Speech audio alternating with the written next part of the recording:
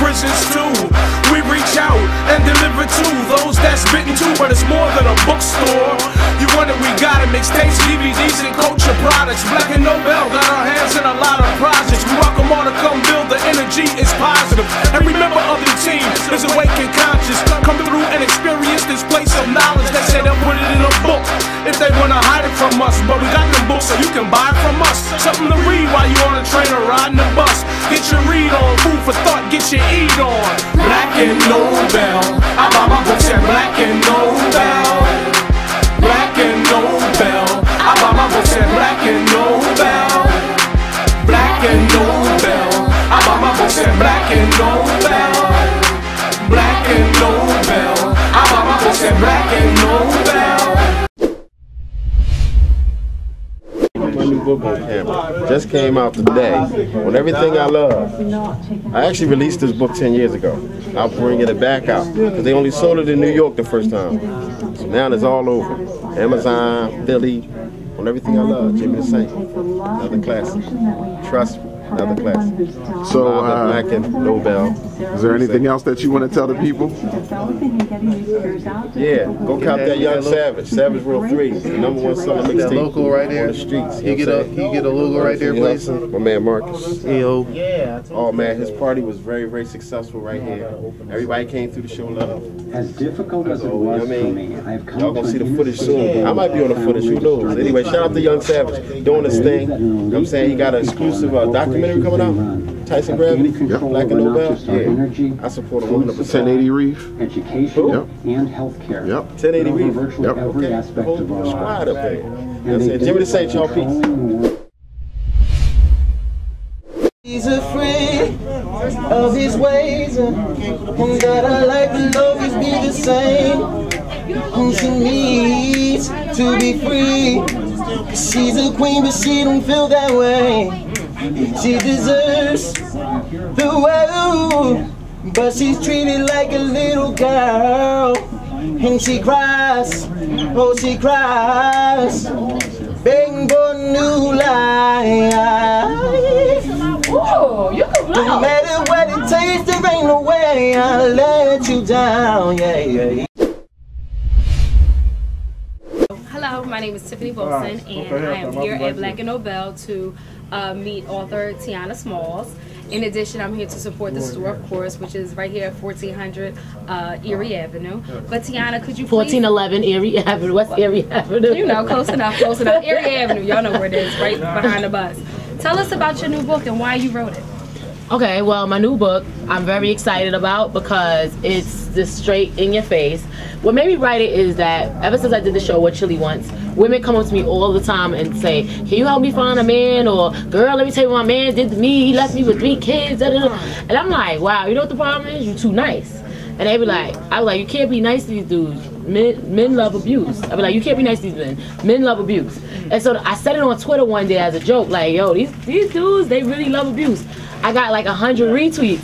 So I was like, you know what? I scratched the other idea of a book I was working on. And then I said, you know what? I'm going to write that for my first pocketbook series. And what the pocketbook series is a series of smaller size books that can fit in your pocket, your bag, about all different topics of love. So we can go on and on with the pocket series. It's like the mixtape.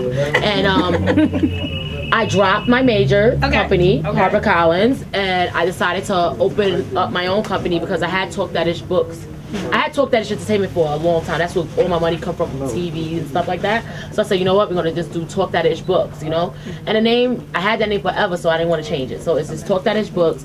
And I'm excited because, like I said, it's in your face and it's honest and it's real and it's raw. And I got all these like DJs that be trying to go against me, the males, and I don't care what they say. Like, I know men love abuse. And when I say abuse, I don't mean like they like to get punched in their face or knocked down the steps, because I don't want any woman to think that's the way that you have to do to deal with a man, because you're gonna get your ass whooped like that.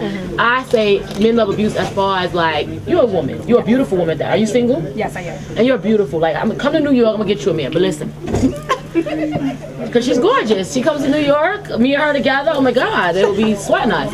But listen, like you know when you date a guy sometimes, and if you seem like you like him too much, or if you're into him too much, or you're giving him too much, like cooking, oral sex, whatever. Right. Let's be real, we all adults here. They start to get a little snazzy. They get too comfortable. All right, talk about it, my sister. Thank you. You already know. So, what I think some women want to know is, can you give us a real life? Are these real life examples? Are these examples from other women who've actually come up to you? Right. Are you living this book?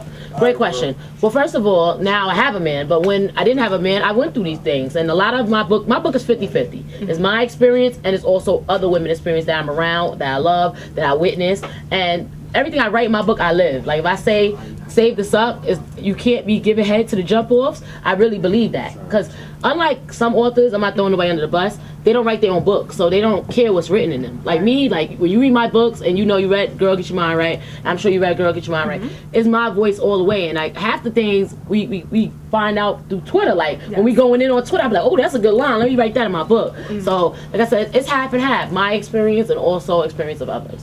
Tell me who your role models are. Who are your favorite authors? What inspires you to be who you are today? Okay, that's a good question. That's a two-part question, rather. I don't have a lot of role models, but the ones that I have is people that pioneered all while being themselves. Like, I like Chris Rock. I like Queen Latifah. Like, those are people. But, like, as far as, like, a real role model, like, my role models are guys. Like, because, like, I like how men handle business. Like, Jay-Z's my role model. Like, that's somebody that I'm, like, the next person coming out of Brooklyn that's popping like Jay. You know what I'm saying? Like, so I have so many different role models. As far as writing, I don't read like typical books that people might think I read. I read only business books. That's the only kind of books I read. So I like John C. Maxwell because he writes all type of books on like principles and your morals and morality. And I think that's what's missing in a lot of writing. And he could write 16 books and you'll get a different message in each book. So that's my plan, to write 16, 17 different books about love, relationships, self-love, and still be popping. And what's after the books? Like, you're successful, this is your second book. Well, it's my second book, like my third book, really. The store, you have the appearances on TV. What's next?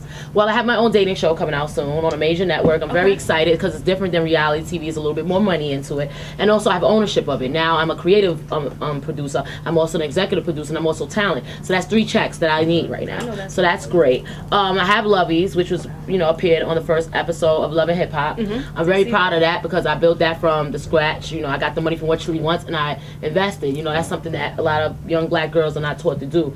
A lot of people, they get money, they go for lubes and boobs. I had the boobs, so I didn't need the lubes, so it was like, all right.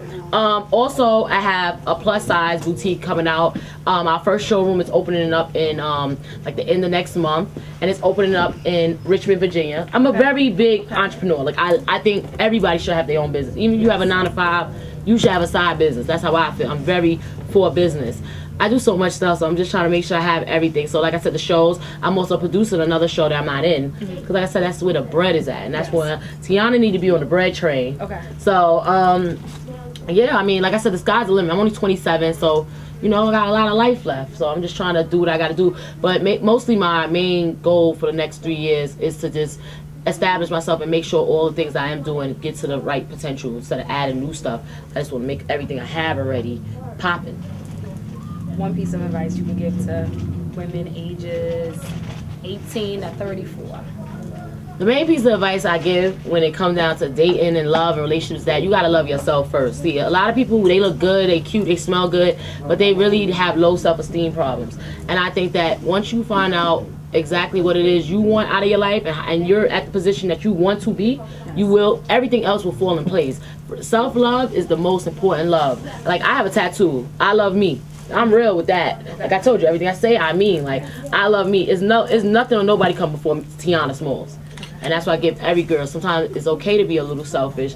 Sometimes it's okay to go in and just be by yourself. And that's another thing too. If you are listening and you are alone, it's nothing wrong with being alone. Being alone is a good chance to get yourself together and love you and find out what you want. Like, being single is like a negative connotation. Like, I'm sure you're a beautiful girl. When you meet people and they be like, and you're like, I'm single, they be like, you're single? It's like you just said I got HIV and don't tell them you don't have any kids. Right. What's wrong with you? Right. No, you're not married. You shouldn't have no kids. I don't have any children either, so I know exactly what you mean, but there's nothing wrong with being single. It's just something wrong with being single and just being a herb. Like, that's whack. Like, that's corny. I'm just real, like, I'm sorry, that's corny. Like I said in my book, I go in on topics in my book. Like I said, Save the Suck is one of my favorite topics. That comes from Twitter too, another Twitter topic. And what Save the Suck is like, I don't know if kids is watching, but I hope not. This is basically, you should not be giving oral sex to a guy that's just a jump off. That's just a no-no.